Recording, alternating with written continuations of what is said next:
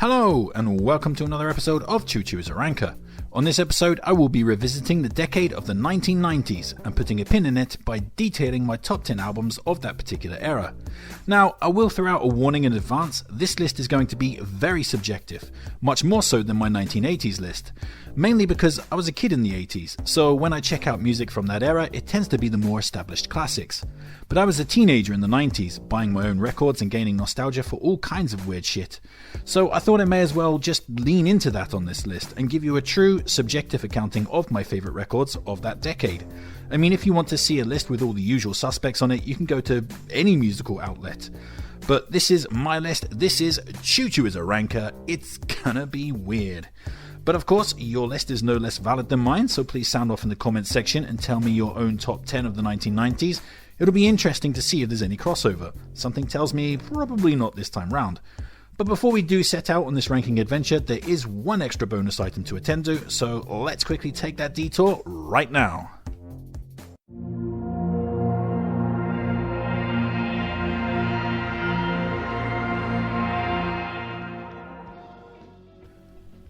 So yeah, here we have Going for Gold by Shed 7, which was the band's singles compilation from 1999, and in my opinion is one of the greatest singles compilations or best-ofs ever put to tape. There are 15 tracks on this, and every one of them is amazing. From the jangling bliss of the title track Going for Gold, to the indie disco party starters of She Left Me on Friday and Disco Down, to the gorgeous dovetailing ballads of On Standby and Ocean Pie, to the phenomenal bluesy guitar work of Chasing Rainbows. I mean, I could go on and just reel off every single track, but better just to know that this is a record that you absolutely need in your life if you have even a passing interest in guitar pop. But because it is a singles compilation, I can't actually let it be on the list because that would just be straight fire cheating. But also, if I didn't mention it at all, it would have bothered me in the small hours of the night, so now I've done my due diligence, we can continue into the main body of the list. So yeah, let's just crack on with that, I guess. Feels like something's missing. What could it be? Yes. So, without further ado, let's be complete rankers and rank up a storm. These are my personal top 10 albums of the 1990s.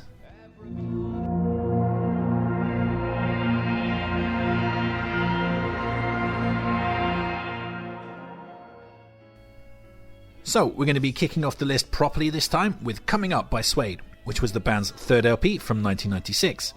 And yeah, I know what you're saying. Chuchu, this didn't even come top of your Suede list, like what the fuck? Well, yeah, I mean, I hear ya.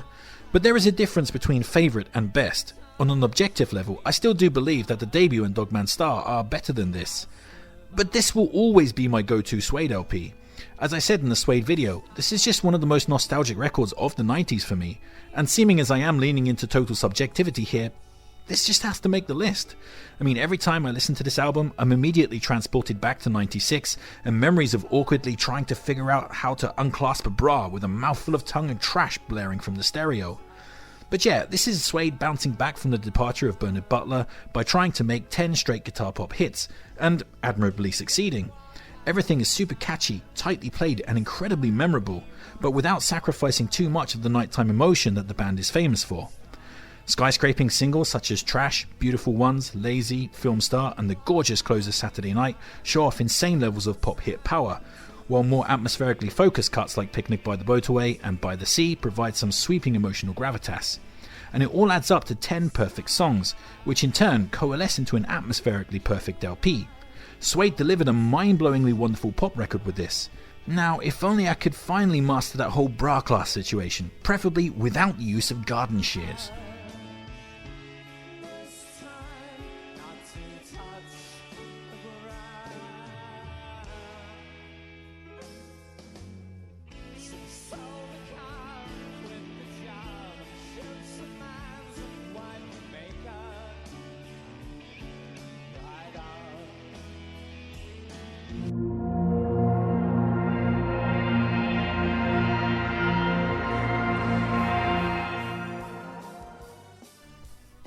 Next up, we have The Golden Mile by Britpop Orsaran's My Life Story, which was the band's second LP from 1997. And My Life Story were basically like a knockoff version of the Divine Comedy, as a baroque pop outfit with huge string and horn sections adorning their guitar-based indie rock, plus with more than a little Morrissey woven into their seams. However, My Life Story differed somewhat from the Divine Comedy by replacing Neil Hannon's razor wit with Jake Shillingford's Cockney Britpop wide boy swagger. And to that end, The Golden Mile is a bit more robust and energetic than the Divine Comedy, if not quite as intellectually stimulating.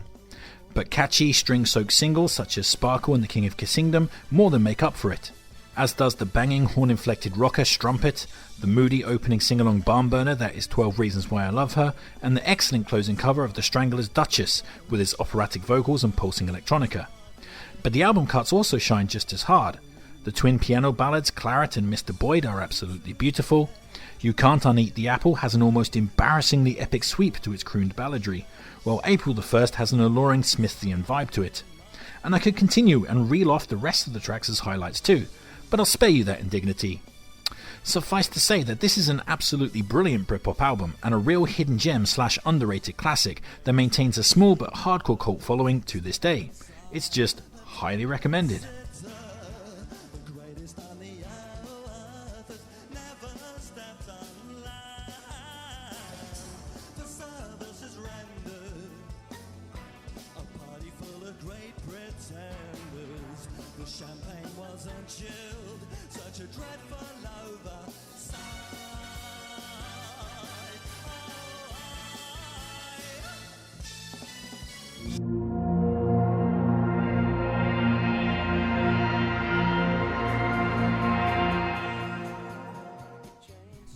Coming in next, we have 13 by Blur, which was the band's 6th LP from 1999, and here we find the band pushing on their late 90s art rock leanings to the logical limit, creating a wonderful set of atmospherically textured soundscapes that have a good sense of sonic exploration and variety.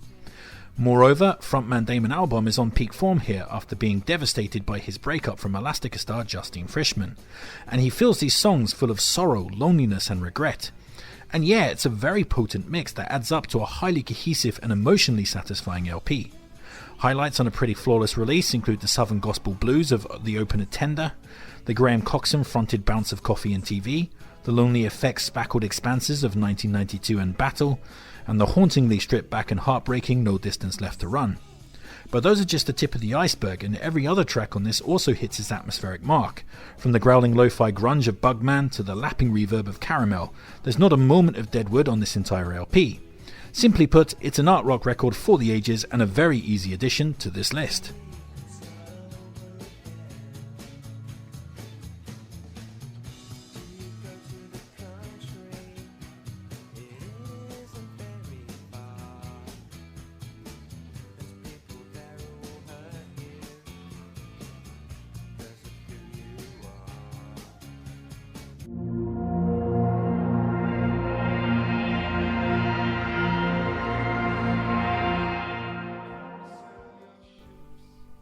Next up, we have The Good Son by Nick Cave and the Bad Seeds, which was the band's 6th LP from 1990 and also the winner on my 1990 Album of the Year list. And yeah, who doesn't like a good old sweeping ballad, eh? Well, here we have a Baroque chamber pop masterpiece almost entirely comprised of them, which sounds like it could be tiring or overwrought, but is neither. Instead, it's perfectly judged and executed with a deep romantic atmosphere that's also kissed by a frisson of lurking gothic danger. And there isn't a weak track to be found here, and plenty of phenomenal high spots. The title track The Good Son and the Witness song have more urgent, deep south gospel lilts to them, and linger in the air with their chanting refrains. Sorrow's Child is a dark and dour piano dirge that is indeed very sorrowful. Opener, Foyna Cruz, has an immediately catchy elegance to it. The Hammer song growls menacingly, tipping into post-punk and clearly inspiring certain Interpol songs, while album highlight The Ship song is just an utter masterpiece of a song. It's one of the most beautiful, melodically astute and romantic ballads ever recorded, and probably a top 10 of all time for me personally. To say that I love that song doesn't even remotely do it justice. So yeah, plain and simple, this is a flawless masterpiece and a no-brainer of an inclusion for this list. World-class balladeering right here.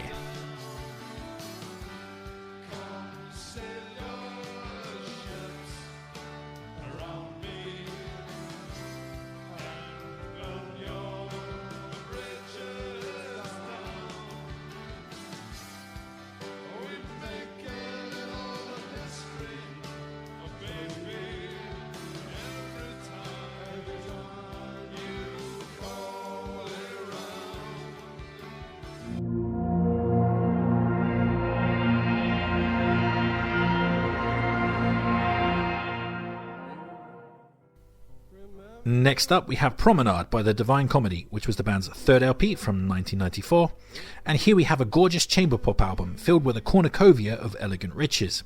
It's actually a loose concept album about two lovers spending the day together, presumably in Paris. And yeah, there is a definite Parisian vibe to this record. Its soundscape is grandiose and sweeping, yet somehow also a little cold and aloof, very much like that city itself. And Neil Hannon is on top form here, imbuing the more emotional moments with gravitas, but also letting his wit rampage about, making several cuts on this absolutely hilarious. Opening track Bath immediately puts a smile on your face as a pretentious poem and stormy string sections suddenly give way to the opening lyric, "Rub-a-dub-dub, it's time for a scrub." A seafood song has a sense of heaving drama about it, but it's ultimately just about how much Hannon likes to eat fish, and the semi-rap he does at the end naming all the different kinds of fish is so dumb but so damn funny. Likewise, some of the background chatter on the fantastic literary tribute song The Book Lovers is incredibly daft but will have you just laughing out loud, as will the sloshing stupidity of a drinking song. But as I mentioned, the emotional side here is more than well catered for on this too, with Geronimo impressing with its romanticism and rolling piano lines. Closer, Tonight We Fly ends the LP with a cathartic, uplifting flourish, while album highlight The Summer House is just one of the most beautiful chamber pop tunes ever put to tape, with the delicate, wistful emotions teased out at every turn, and Neil Hannon seriously impressing with his climactic baritone bellow of a vocal. It is amazing. So yeah, this is just one of the greatest chamber pop records of all time. If you haven't heard this, drop what you are doing and check it out immediately.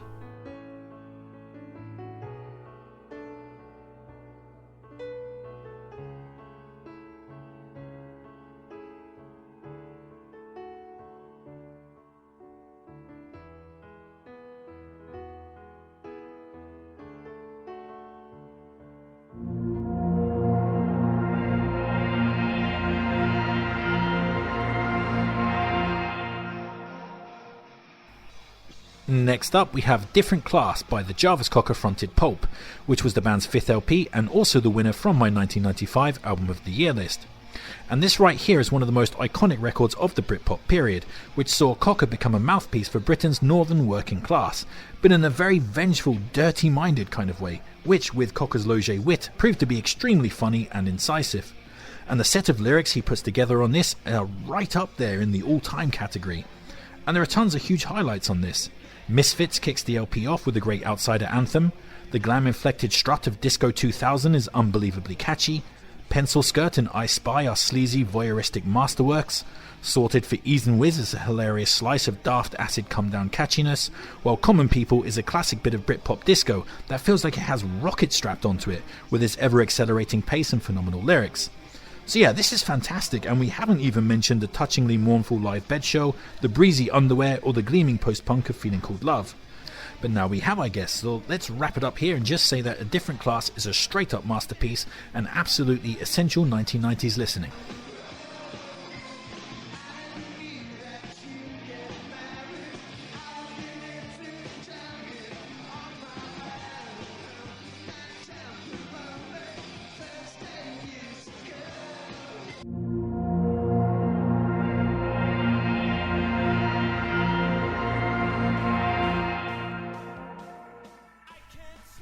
Next up, we have Drawn to the Deep End by Gene, which was the band's sophomore LP from 1997. And here we find the band going for broke, trying to make their Sgt. Pepper, basically having a good old stab at trying to make the best album ever made in the history of music.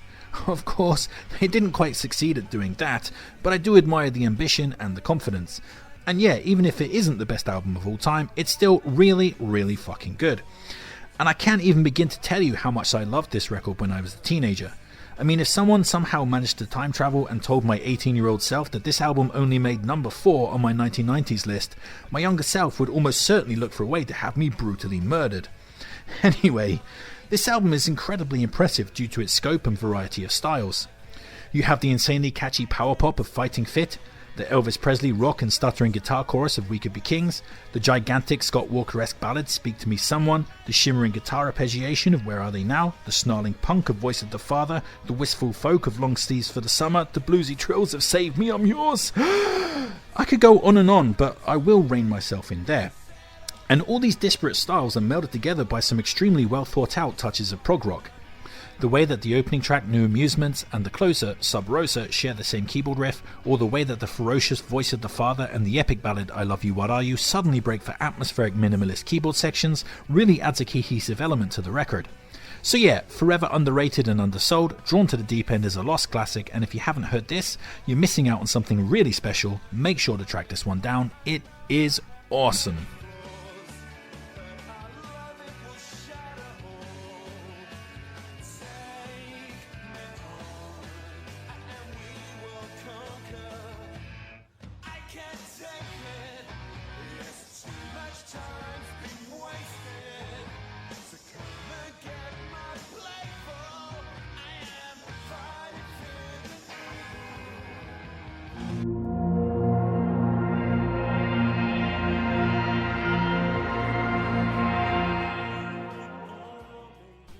Next up, we have Voxel and I by Morrissey, which was his fourth solo LP from 1994, and in the run-up to this album, Morrissey suffered a spate of deaths in his inner circle, and this led the Bard to the creation of his saddest, most forlorn and atmospherically cathartic release to date, and also, in my opinion, his best one, not counting the Smiths, of course. Talking of the Smiths, it's here that Morrissey's band sounds most like the Smiths, be it with Alan White's Queen is Dead style wah-wah work on the gyrating Billy Budd, or Boz Boris' textured atmospherics on the phenomenal opening ballad Now My Heart Is Full, or the wispy jangle of the lyrically jaw-dropping Why Don't You Find Out For Yourself. This record hits right in all the familiar sweet spots. And more highlights abound. The music hall glide of lead single The More You Ignore Me, The Closer I Get is unforgettably catchy. The mournful clarinet work and whispered vocals of Lifeguard Sleeping Girl Drowning is incredibly atmospheric. Spring Hill Gym has a brooding post-punk vibe with some earworm lyrics, while closer Speedway is arguably one of the greatest closers of all time, as Morrissey defiantly growls, "And when you try to break my spirit, it won't work, because there's nothing left to break anymore." Morrissey takes power from rejection and uses it as a defense over thunderous guitars and booming amplified drums. It is fucking amazing. So yeah, I mean, let's be honest, Morrissey's best album was always going to be making this list, and here it is, present and accounted for. Voxel and I is a masterpiece.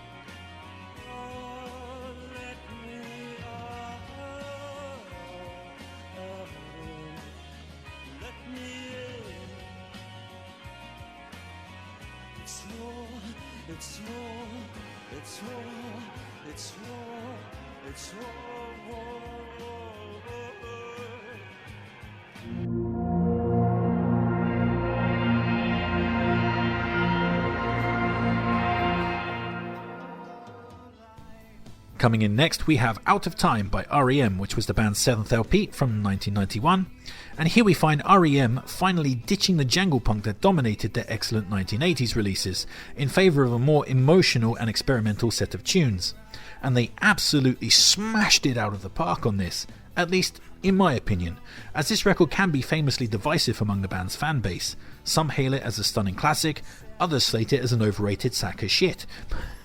For me, this LP represents the emotional core of r.e.m. A lot of the band's most emotionally affecting songs are found right here on this record. Lead single, Losing My Religion, has a weeping melody to die for and an iconic mandolin-led stomp. Belong is a stirringly cathartic spoken word mood piece. Country Feedback sees Michael Stipe falling apart into his microphone, desperation leaking out from every line of his lyrics. While the old country-tinged Half a World Away is a drunken woozy ode to the depths of heartbreak, with Stipe concluding, "I had too much to drink. I didn't think of you. I guess that's all I needed." It's just an unbelievably beautiful tune. Adding to that the gorgeous clean jangle of Near World Heaven and Me and Honey, and the rocking yet lilting melancholy of Texarkana, the wiry minimalism of Low, and the epic strings and bouncing pop of Shiny Happy People, and you have a flawless jangle rock masterpiece. Well, almost flawless, as the opening single cut radio song does mildly suck.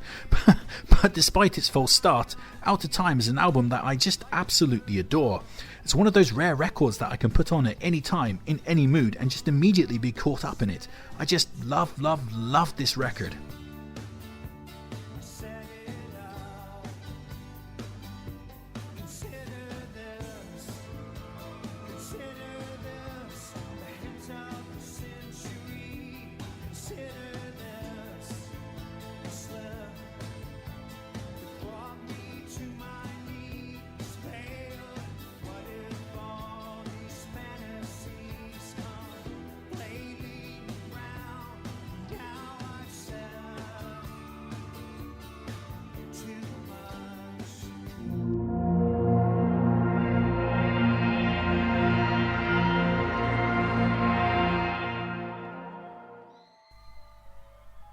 So, here we are at the top of the mountain, and the gold medal for the best album of the 1990s is going to go to OK Computer by Radiohead, which was the band's third LP from 1997.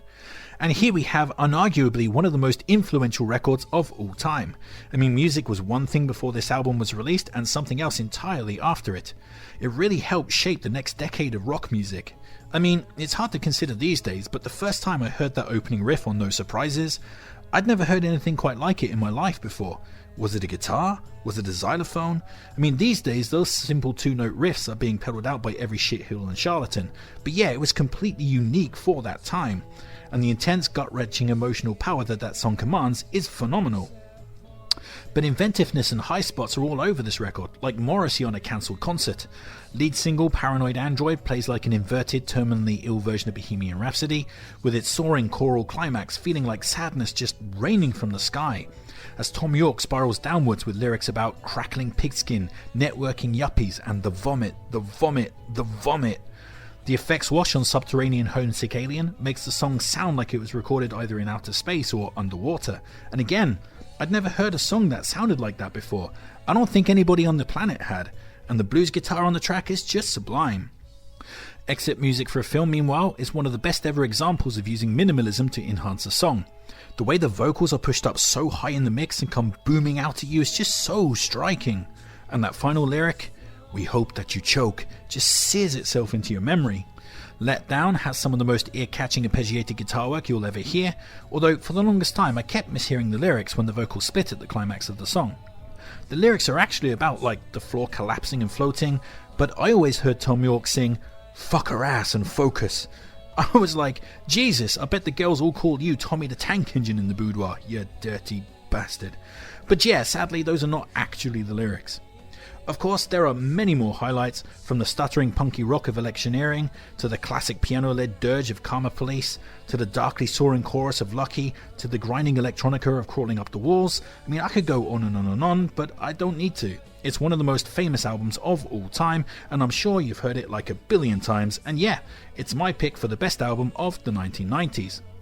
And that's my list, but of course that won't be your list, so please sound off in the comments section and tell me what would be on your 1990s list.